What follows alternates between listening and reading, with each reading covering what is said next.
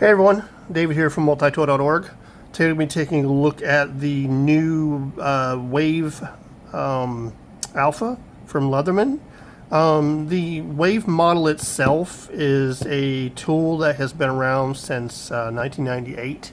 Was really popular for Leatherman and had a redo, which is what this one is, with the exception of the new wire cutters, was redone in 2004, where they had increased the opening holes on the blade, added a bit driver, and a few other little goodies.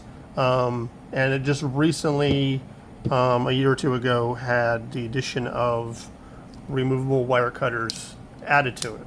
So those who are familiar with Leatherman are quite familiar with the Wave platform. It has been very popular for Leatherman for a reason.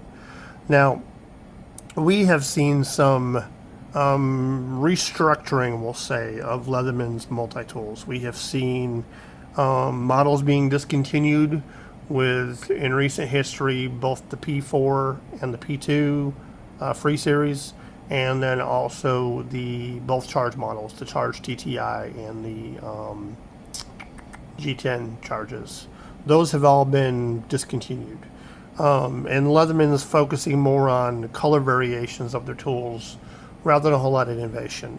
When Leatherman released the new knives not long ago, there was a whole lot of uproar because Leatherman hadn't released a new multi-tool. What was going on? We're dumping all this money into knives, which not the multi-tool community really doesn't care too much about, and nothing on tools. Well, this should fix that. Leatherman is releasing a very fine multi-tool to take the place of some of the ones that are being deleted. Anyways, this is going to be this is sort of a review because I've been using it for the last 2 weeks, but also moreover a comparison of the old model versus the new model and what some of the changes are.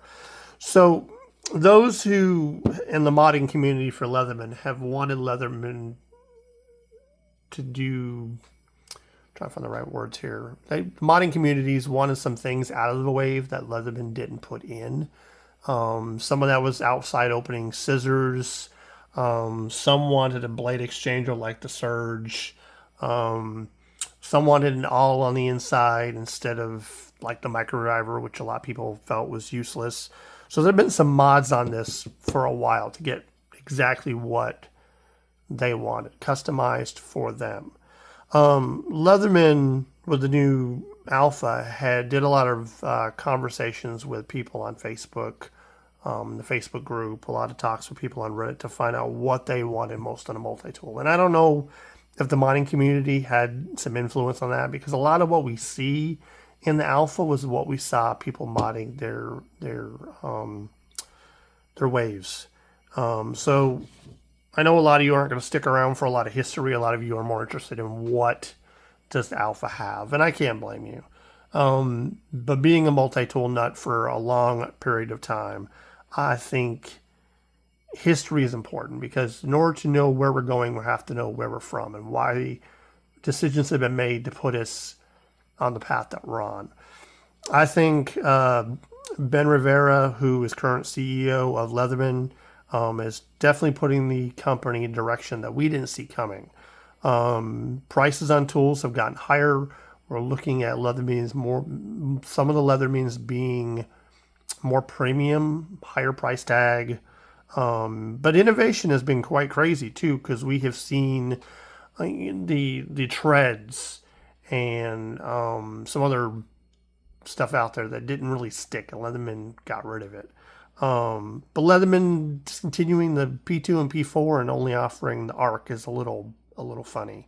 To only offer one price point, $250 for anything in the free platform is a little unusual. So these conversations need to be had. But anyways, you guys are here to see what the Wave Alpha is like. So it is still the Wave in terms of operating.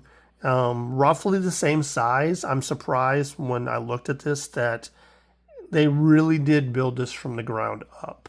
They used the Wave platform, but they didn't use any of the original tooling that the 2004 Wave has.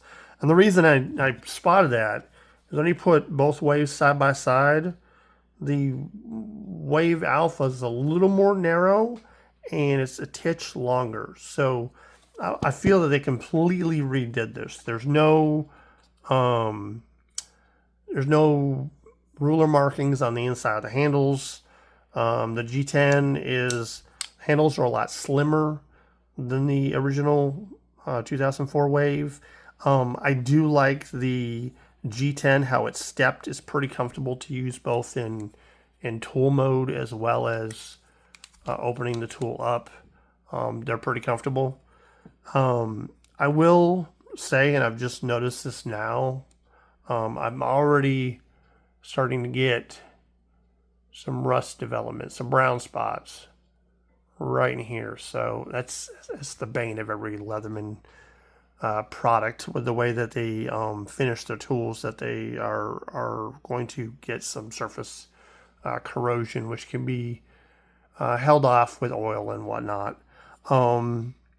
Other products like Ballistol and products of this sort will help stave that off as well. But from the open position, it looks just like a Wave Plus. From what I can tell, it's the same plier head. There's no differences in the plier head at all. The main differences is in the body. It's a titch longer. We've got G10 handles instead of the stainless that's on the original. Inside implements is the same on this side. We have a large flat driver. We have the micro driver. And instead of a pair of scissors, we have an awl, which I think the awl has been redesigned, because it seems like at this junction point right here, it's angled differently. I want to say Leatherman's redesigned that, but I'll have to look into it a little bit more. The same components for locking the tools, the spring mechanism, all that seems to be held over from the previous Wave. There's no differences in that. On the other side, we have our bit driver and our cane opener with wire stripper. So nothing's really changed on the inside except for the addition of the awl. On the outside, we now have a one-ham opening via thumb stud Magna Cut blade that's in a reverse Tonto shape. I didn't leave my arc on the table to use as a reference. That's one of the things when you start a video and don't recall that you have everything. But the original Magna Cut blade that is on the arc is a drop point shape. This is a reverse Tonto, which I actually appreciate because of the more acute tip. I use my blades a lot for tracing and doing very precise cuts versus bulldozing through stuff. So I appreciate the very keen edge on it. Also looking at my arc, I want to say the blade's thinner than that on the arc. Not by much, just a little bit. I don't have any measurements to say how much, but it's definitely thinner than that on the arc. So I appreciate that. That means this is going to fly through stuff a lot more than the arc. I like the thumb stud that they put on the Wave Alpha. It is a bigger thumb stud than that on the arc, so purchase and rotation outwards is really good. Very easy to use, even with gloved hands. I like the color accents over the G10. This model in particular is I'm trying to remember the colorway for this. Maybe it'll come to me. Anyways, there's a green, there's an orange, and there's an all black model. Yep, can't remember what it is. There's a little close up of the G10 handles. It offers a little bit of raised. They're calling it like a topo pattern. It kind of resembles a topographical map, the way that they are raised up there. Things I'm not cool with in terms of this over the arc is, like I've seen in other waves, the lock is all the way over. Like when your locking mechanism isn't even centered on the blade tang and has to go all the way over to the washer in order to stop it from traveling any further. There's no break-in period. It's maxed out straight out of the box, and that I don't like. I do like the little, Leatherman wave here on the side, a little Alpha logo, kind of cool. On the same side, we've got the diamond file like we have on the Wave, and I don't think there's any differences in the file. Yeah, there's a little bit. We now have an opening thumb hole. I didn't realize that at first, and the texture seems a little more aggressive than what's found on the Wave Plus. I didn't even realize that there was opening holes. That completely, I'm so used to using the arc that didn't even dawn on me. But the file, instead of opening it up on the Wave via the notch, which is how we used to open up a saw on the Wave, we now have the thumb holes, which I appreciate.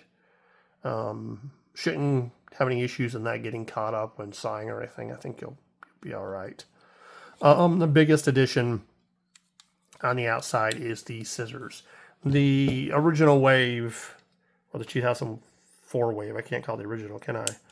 Had these pretty tiny scissors.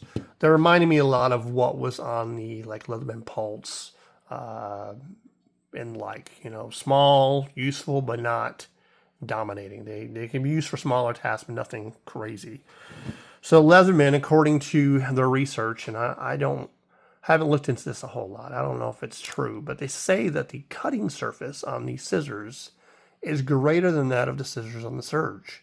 So they've engineered this so there's greater cutting area for the size of scissors that it is.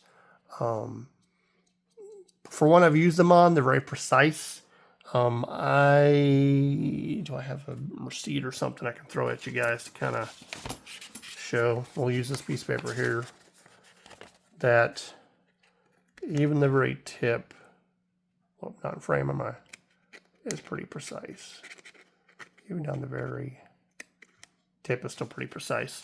So, I haven't used it on anything heavy duty to see how durable they are, but I anticipate them being as strong as those in the Surge, if not just slightly less, because they're not quite as robust as the Surge ones. So that's just the Wave Alpha in a nutshell. I'm currently testing this and writing a written review for those who appreciate written reviews, and going to have it on the multitool.org website. So I'm going to be doing a lot of wire cutting, turning nuts, using the implements to really see how this holds up. Is this worth the price tag? Because the Wave Plus, if I remember, I bought this one for $100, maybe 110 or so. I think they're up to 120 now.